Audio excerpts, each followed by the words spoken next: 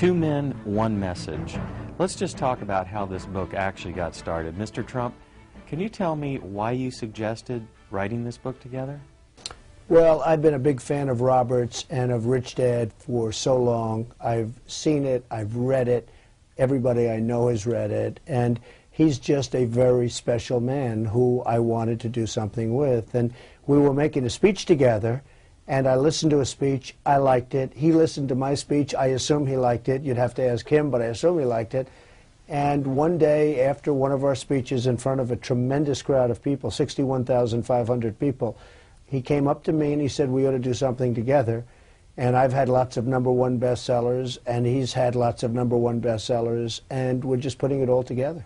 Mr. Kiyosaki, how did you feel when Mr. Trump asked you to write this book with him? Well, he's right. When I listen to his talk, he always talks about think big. And when we said, let's write a book together, I had to think big. And that's what I had. It was beyond reality at that moment. So I would thank him for, sharing his celebrity with me. Beyond reality television. Yeah. Mr. Trump, are you afraid of failing?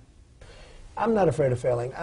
Life, you look and you turn on the newscasts every night and you see thousands of people killed in earthquakes and tsunamis and hurricanes and all of the problems and wars that we shouldn't even be in, and lots of different things. And when you see all of the problems in the world, what is there to be afraid of?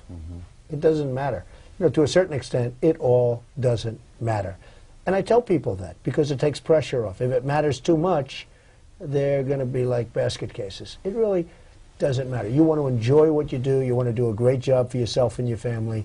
But ultimately, in the scope of things, what really matters? And that does take a certain amount of pressure off. And I'm not sure that Robert agrees with my statement, but I see people, they're so intent on doing something, and it's so scary, and they can't even function properly because it's so important to them. And sometimes you say to yourself, it doesn't matter if it works, if it doesn't work. And that takes that real big, high level of pressure off, and you can perform better. My answer to that is, I think what we have in common also is we both went to military schools. And military school is about discipline, about being bigger, about following orders, about leading. But what else we have in common is that we both failed. And he lost nearly $1 billion. I lost a lot of money. A lot of money. But it was paper. And I lost only lost $1 million. And I think what makes us better is when you wrote your book, The Art of the Deal, I was so impressed.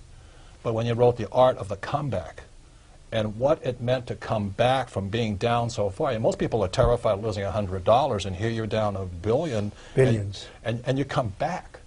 And I think that's what we have in common is once you've faced that much what everybody's afraid of, you're not as afraid anymore. I think that's really the difference. And for me personally, it was the best education I could have gotten was to find out where I made all my mistakes and rebuild my company. You wouldn't want to do it again, but No. it was a great education. But when I read Art of the Comeback, I said, this is a big man.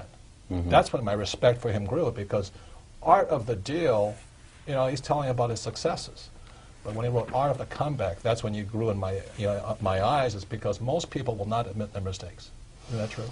Well, and also things happen. I mean, the market's changed. We had a real estate catastrophe in the early 90s, and a lot of very smart people that did a very good job got wiped out. And, I was a very hard fighter. Many of my friends went bankrupt. I never did, but they went bankrupt and out of business. And literally, some of them I've never heard from again. I've tried contacting them. They don't even want to contact because the fact is they feel horrible, and that was many years ago. But I fought very hard, never went bankrupt, made deals with banks, made all sorts of things. And in a certain way, I had a great time doing it, as crazy as it sounds. But you learn a lot about yourself through adversity. So a lot of the book is defining moments. Yeah. And then, what did you learn in military school? Because we have so many men and women in the service today. And wouldn't you say military school or military training is great for business? Well, I loved it. I also found out it probably wasn't for me, but I loved it, and I did well in that system. I had to adjust to that system. I had a drill sergeant named Major DeBias, who was a really tough guy, and you couldn't get away with the wise guy cracks that you could make to other people. I mean, this guy used to come at you, and it wasn't like it is today, where if somebody whacks you in the face, they end up being thrown in jail for the rest of their life. I mean, those guys were rough, and they would really punch you around, and I'm not advocating it, but I'll tell you something. You'll learn a lot better than you do nowadays, where the teachers are afraid to raise their voice to the students because they'll be thrown out of school. They get thrown out of school easier than the students get thrown out. I totally agree. A lot of interesting things I think Robert and I learned at a military academy. I learned the military wasn't necessarily for me, but I have great respect for the military. The military did things my parents were not willing to do. And I think that's the biggest difference. And I was 6 years in the Marine Corps after that, because it took me longer to get the lesson. But I learned the biggest lesson of all is how to overcome fear. So all these guys in Iraq and all this, they're going to come back. You know, it's a terrible experience, but I think all of them will come back stronger and better for it if they don't let the experience beat them. Because a lot of the Vietnam guys, a lot of them, the experience beat them. But for me, it was I beat the terribleness of it. And I think that's what gives us the strength in business today. And, you know, that's a defining moment in my life. Well, let's talk about money a little bit. There are those who say that money doesn't bring happiness, or that money doesn't make you happy. I mean, is that true? Well, I think it's true, but it certainly makes life a lot easier. If you can educate your children, if you can not have to worry about being able to afford a doctor when somebody's not feeling well in the family, it certainly makes life a lot easier. And I don't use the word happy, I use the word content. I think you're more content. And money ultimately, beyond a certain point, is just a scorecard. But you sort of love it. I mean, it's what we do. It's a game, isn't it? It is a game. It's a game. Ultimately, it's a game. You play the game. You want to play the game well. You don't like to lose. Keep score. It's a scorecard. Is it easier to become rich today than it was 30 years ago? I'd say so. The internet and the communications are easier, and the leverage is easier. There's more ways of making money. But let me say this about people who say, you know, that money doesn't make you happy. I've been without money, and anybody who says money doesn't make you happy obviously hasn't been broke yet, or, you know, that somebody gave them the money. Because when I didn't have money, I mean, Kim and I, it's our 20th anniversary this year, and when we didn't have money, we fought more. And we're a lot happier. You know, it's a game. We keep score. We enjoy it. And as Donald says, if you're doing what you love, that's it. If you're working at something you don't love for money, that's misery. I mean, that's as good as going to hell, as far as I'm concerned.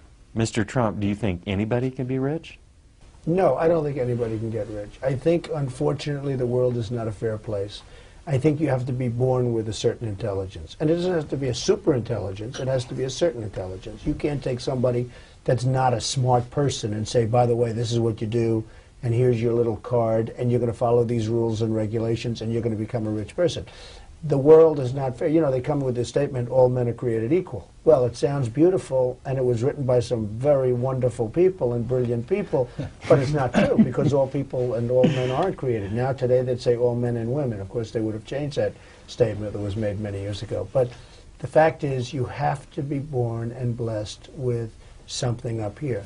On the assumption you are, you can become very rich. And that's what the book is about, is that if you can't get rich in America, you can't get rich anywhere. I would say this is the easiest country. It's not that it's easier, but as a country, it's really designed for capitalists. It's designed for people who want to be rich. And that's our concern right now, is that I think life has gotten somewhat too easy for some people. And too many people have the entitlement mentality, rich or poor. Mm-hmm. They expect the government to take care of them. And our concern is that I think our problems today is globalization. Our government cannot protect us from the world today. I mean, you know, the government cannot stop higher oil prices, or they cannot stop China from getting stronger and all this. So now today, you know, the average person is competing for a job with somebody in India or the Philippines or Ireland. So it is a different world today, although it is easier to get rich. But if you have a complacent attitude, I think it's a tough world right now. I probably disagree with Robert on one thing. I think the government can do a lot about oil prices. I think they could really drive the prices down a lot. And I think the oil-producing states are getting away with murder, and I think oil companies are getting away with murder. And lots of people having to do with energy are getting away with murder. So I really feel our government could be much more proactive in that. But there are many things that the government cannot do well. Well, Donald and I were very blessed that we both had rich dads. You know, my best friend's father was my rich dad. And financial education is more important than ever before. So I thank you for viewing this, and I wish you all the best of luck.